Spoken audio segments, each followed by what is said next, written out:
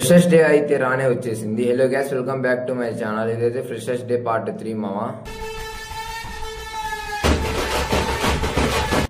నడుచుకుంటూ వెళ్తే మా ఫ్రెండ్ గాన మేకప్ పాడైపోతుంది అన్నారు. అందుకు ఆటోలో అయితే బయలుదేరాము. చివరికి అయితే మన కాలేజ్ దగ్గరికి అయితే వచ్చేసాము. ఎందుకు అర్థం కావడం లేదు. ఈ రోజు మన బీటెక్ బాధితులు అయితే తక్కువైతే కానొస్తున్నారు. ఫ్రెషర్స్ డే అయినా లోపలికి వచ్చి చూసేద్దాం మామ.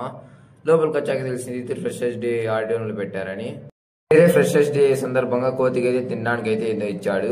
చివరికి అయితే మన రూమ్ లోకి అయితే వచ్చేసాము. రూమ్ లో ఎవరు స్టైల్ అయితే వాళ్ళు మెయింటైన్ చేస్తున్నారు. కొద్దిసేపు తర్వాత అయితే సీనియర్లు వచ్చి మమ్మల్ని అయితే వాళ్ళ రూమ్ కి అయితే తీసుకెళ్లి డెకరేషన్ అయితే స్టార్ట్ చేశారు.